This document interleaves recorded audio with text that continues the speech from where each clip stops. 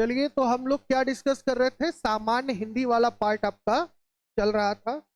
और जैसा कि आप सब जानते हैं कि सामान्य हिंदी में अपठित गद्यांश से प्रश्न हमेशा पूछा जाता है। इसी को हम लोग अपने सिलेबस में अपठित गद्यांश या पद्यांश, यानी गद्य या पद्य का वह खंड जिससे हम क्या करते हैं, संभावित उत्तर का तलाश करते हैं, उसी को क्या कहा जाता है? अपठित गद्यांश। और उसमें होता क्या है कि कई बार आप देखते हैं कि किसी घटना से या किसी व्यवस्था से या किसी विषय से उठाकर 10, 12, 20 लाइन परीक्षा में उठाकर दे देता है और नीचे लगभग आपका 10 से 12 प्रश्न दे देता है। और उस प्रश्नों को हम लोग उसी गद्यांश में से ढूंढ कर क्या करते हैं? हल करते हैं। तो जैसा कि हम आप सबको बताए थे कि भाई जब कभी भी हम लोग गद्यांश हल करते हैं तो सबसे पहले हमें यह देखना होता है कि गद्यांश किसके संदर्भ में बात कर रहा है, यानी जो गद्यांश है वो किस विषय वस्तु से संबंधित है, इसका पॉइंट ऑफ व्यू क्या है, यानी इसका जो केंद्र है या इस गद्यांश का जो सार है वह क्या है, पहले ये हम लोग पता लगाते हैं। इसके बाद हम लोग क्या करते हैं? प्रश्नों को हल करते हैं। तो आज अपठित गद्यांश का आपका तीसरा लेक्चर है और अब हम लोग क्या करते हैं? गद्यांश की बात करते हैं और देखते हैं। गद्यांश यहाँ पे दिया हुआ है आपका, गद्यांश को अच्छे से पढ़ते हैं और इसके बाद इससे जुड़े हुए प्रश्नों को हम लोग हल करने का प्रयास करते हैं। ठीक, तो ये हम लोग का गद्यांश है और यहाँ पे गद्यांश दिया हुआ है कि भारत विश्व की प्राचीनतम सभ्यताओं में से एक है। भारत विश्व की प्राचीनतम सभ्यताओं में से एक है जिसकी जड़ें हजारों वर्षों से गहरी हैं। यह देश अपनी विविध संस्कृति, भाषाओं की बहुलता और परंपराओं के लिए जाना जाता है। भारतीय उपमहाद्वीप ने कई महान साम्राज्यों और राजवंशों का उत्थान और पतन देखा है। यहाँ की विविधता न केवल भाषा और न धर्म में है, बल्कि कला, वास्तुकला, संगीत और खान पान में भी परिलक्षित होता है। परिलक्षित ये काठिन्य शब्द है। परिलक्षित का मतलब होता है क्या? दिखना। क्या होता है? दिखना। परिलक्षित का मतलब क्या होता है? दिखना या दिखाई देना। क्या होता है? दिखना या दिखाई देना। कई बार अपठित गद्यांशों में जो काठिन्य शब्द होता है उस काठिन्य शब्द के अर्थ को जानना बड़ा जरूरी हो जाता है। ठीक, तो यहाँ पे परिलक्षित होता है अर्थात दिखाई देता है। भारत के इतिहास में वेदों और उपनिषदों से लेकर आधुनिक लोकतंत्र तक की यात्रा अद्वितीय है। इसके अलावा यहाँ के लोग आपसी सम्मान और सहिष्णुता मूल्यों को संजोए हुए हैं, जिसमें देश की एकता और अखंडता बनी रहे। तो यहाँ दो शब्द और आ जाता है, सहिष्णुता। सहिष्णुता का मतलब क्या होता है? आपसी मेलजोल। क्या होता है? आपसी मेल जोल। कई बार जो शब्द होते हैं उस शब्दों का वाक्य में प्रयोग के आधार पर अर्थ बदल जाता है। ठीक, कई बार क्या होता है कि देखिए मीनिंग्स, वर्ड्स का मीनिंग जो होता है कई बार किस सेंटेंस में यूज किया गया है, किस वाक्य में प्रयोग किया गया है, उससे वह क्या हो जाता है? आपका बदल जाता है। ठीक, तो यहाँ पे सहिष्णुता का मतलब हो जाता है आपसी मेल जोल। अब दूसरा चीज एक और है, यहाँ बात किया गया है मूल्यों को संजोए हुए है। संजोए का मतलब क्या होता है? इकट्ठा। क्या होता है? इकट्ठा। संजोने का मतलब क्या हो जाता है आपके यहाँ पे? इकट्ठा हो जाता है। इकट्ठा करना या एकत्रित करना। और मूल्य का मतलब क्या होता है? मूल्य को अगर आपको परिभाषित करना हो तो हर चीज का एक मूल्य होता है। पारिवारिक मूल्य, सामाजिक मूल्य, सांस्कृतिक मूल्य, राष्ट्रीय मूल्य। मूल्य का मतलब क्या होता है कि ऐसी कोई चीज या ऐसा कोई विचार जो बाहरी विचार के संपर्क में आने के बाद भी न बदले, वही क्या है? मूल्य है। जैसे कितना भी तू जींस टॉप पहन ला, लेकिन शादी में फोटो साड़ी वाला जाए ना। कितनों जींस टॉप पहना, लेकिन शादी में फोटो कैसे जाई? साड़ी वाला जाई। तो साड़ी वाला फोटो काहे मांगल जाला? क्योंकि साड़ी हमारा क्या है? एक परिधान है, ठीक है, एक सांस्कृतिक परिधान है। और हम कितनों विदेशी विचार से प्रभावित हो जाए, लेकिन हम अपने मूल्य को नहीं छोड़ते। तो इसी का मतलब, यानी बाहरी पाश्चात्य विचार के प्रभाव में आने के बाद भी जो विचार न बदले, उसी को क्या कहते हैं? मूल्य कहते हैं ना। तो अगर हम पूरे गद्यांश की बात करें भाई, तो यह गद्यांश किसके परिप्रेक्ष्य में है? इसका सेंटर यानी पॉइंट ऑफ व्यू की अगर बात करें, इसका केंद्र क्या है? कौन बताएगा? बताइए। इसका केंद्र है भारतीय संस्कृति। क्या है? भारतीय संस्कृति। शुरू से लेके अंत तक अगर देखा जाए, तो हम लोगों ने किसके बारे में बात किया है? भारतीय संस्कृति के बारे में हम लोगों ने क्या किया है? बात किया है। अब इससे जुड़े हुए प्रश्नों को हम लोग क्या करेंगे? हल करेंगे। देखेंगे कि जो प्रश्न है वो किस प्रकार का है। तो चलिए पहले प्रश्न पे चलते हैं और पहले प्रश्न को हम देखते हैं। पहला प्रश्न है आपका, भारतीय उपमहाद्वीप ने किस प्रकार की ऐतिहासिक घटनाओं का अनुभव किया है? भारतीय उपमहाद्वीप ने किस प्रकार की ऐतिहासिक घटनाओं का अनुभव किया है?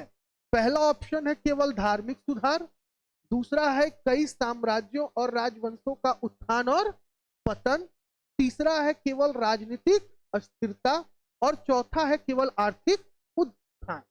तो प्रश्न हमने देख लिया कि भारतीय उपमहाद्वीप ने किस प्रकार की ऐतिहासिक घटनाओं का अनुभव किया है। तो आप यहां से मुझे बताइए कि भाई किस प्रकार के घटनाओं का। तो यहां पे देखिए, ये देखिए, यहां देखिए, यहां से सेंटेंस पकड़िए।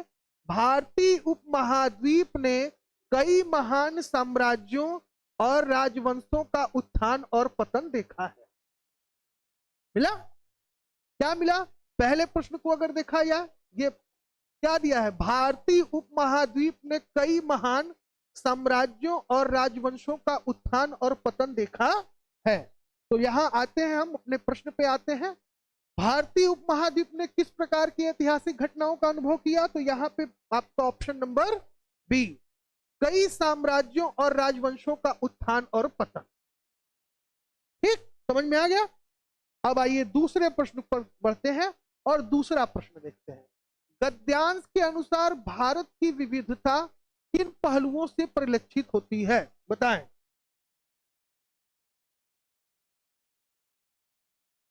गद्यांश के अनुसार भारत की विविधता किन पहलुओं से परिलक्षित होती है? केवल संगीत से, केवल कला और वास्तुकला से, भाषा, धर्म, कला, वास्तुकला, संगीत और खान पान से, या केवल भोजन से? तो दूसरे प्रश्न को ढूंढने का हम लोग प्रयास करते हैं भाई।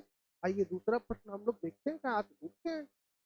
तो दूसरा प्रश्न हम लोग देखते हैं क्या दिया है, बताइए, ढूंढिए इसमें से। तो यहां से देखिए, यहां की विविधता न केवल भाषा, यही से ना है, न केवल भाषा और धर्म में है, बल्कि कला, वास्तुकला, संगीत और खान पान में भी परिलक्षित होता है।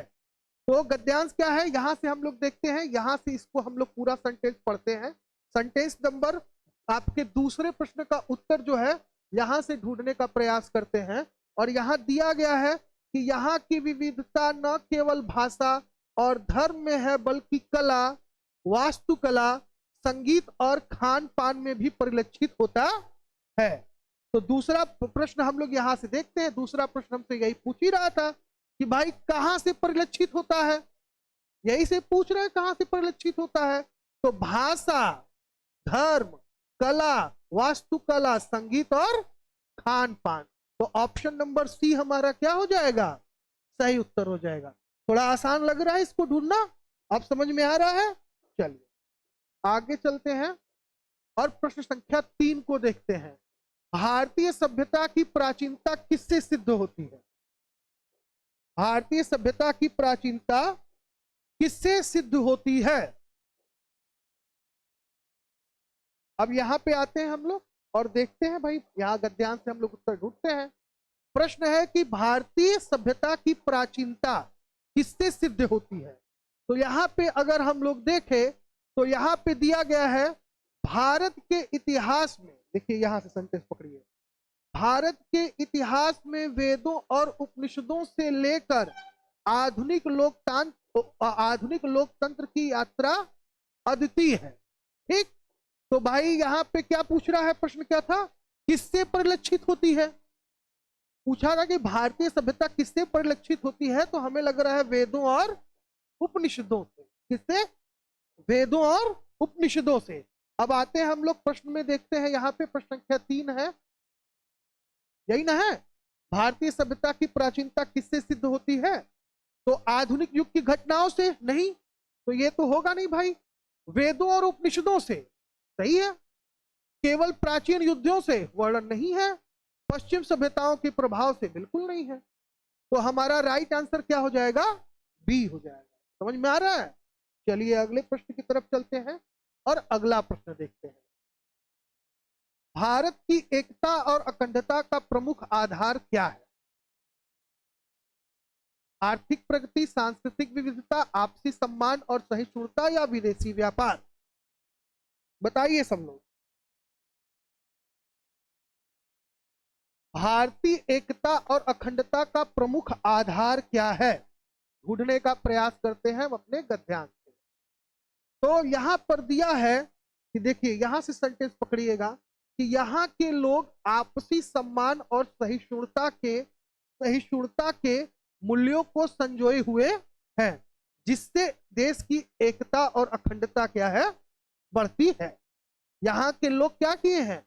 आपसी सम्मान और सहिष्णुता से मूल्यों को क्या किए हैं?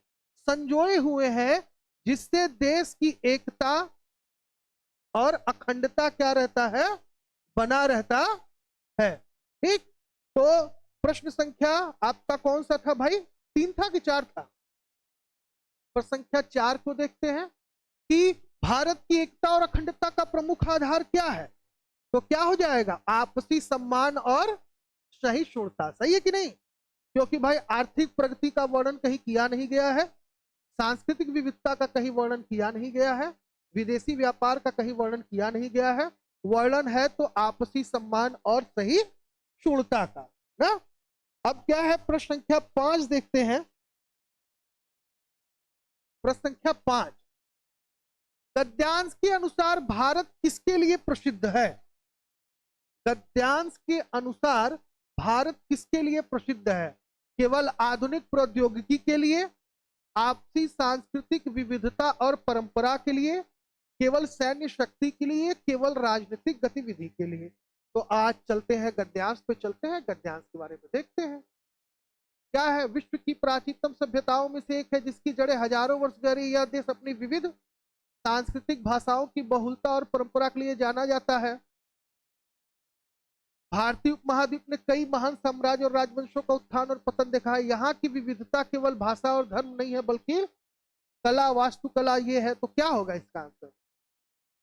हाँ, बी। बी में क्या है?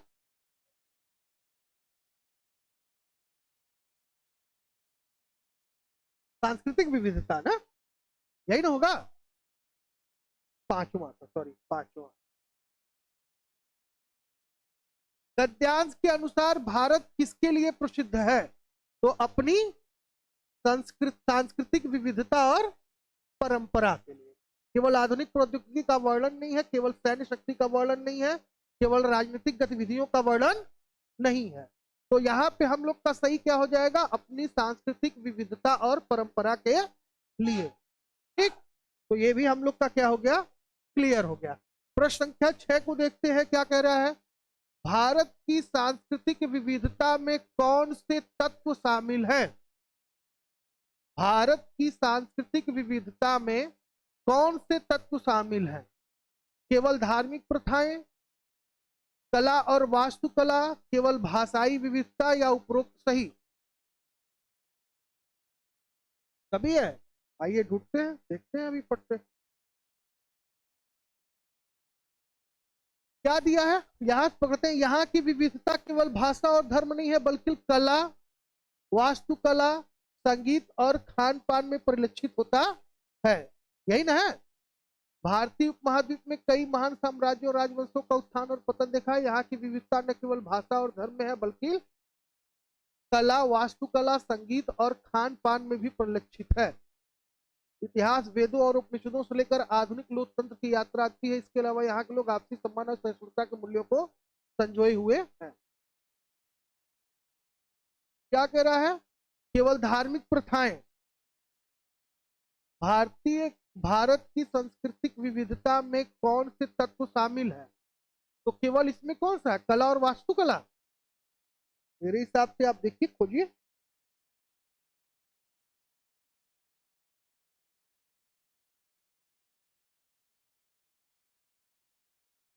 केवल धार्मिक प्रथाएं तो है नहीं, कला और वास्तुकला है नहीं, भाषाई विविधता है नहीं, तो भाई इसमें तो पूरा देगा, पूरा ही आएगा। क्या क्या था?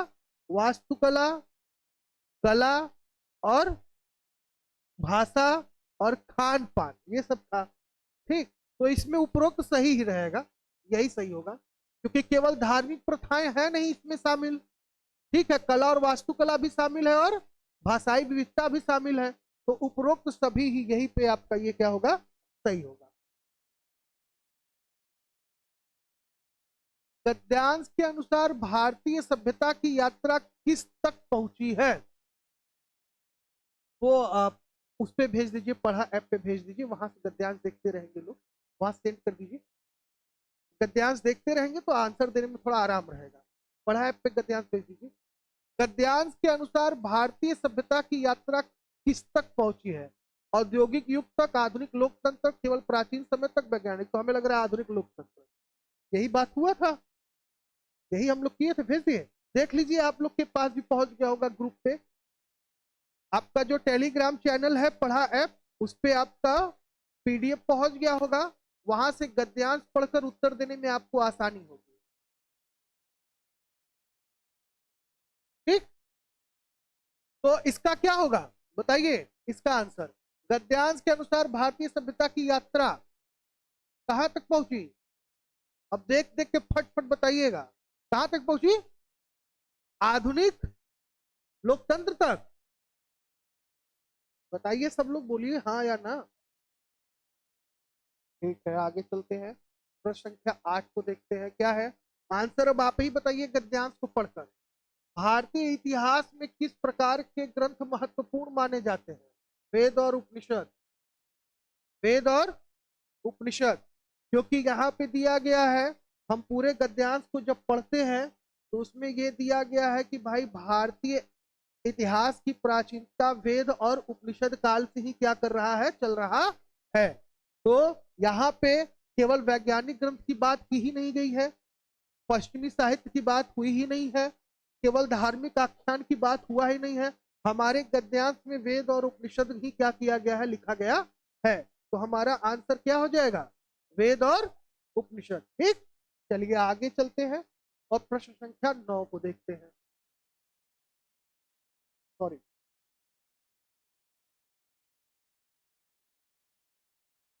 भारत की सांस्कृतिक यात्रा में मुख्य रूप से कौन सी मूल्यवता निहित है?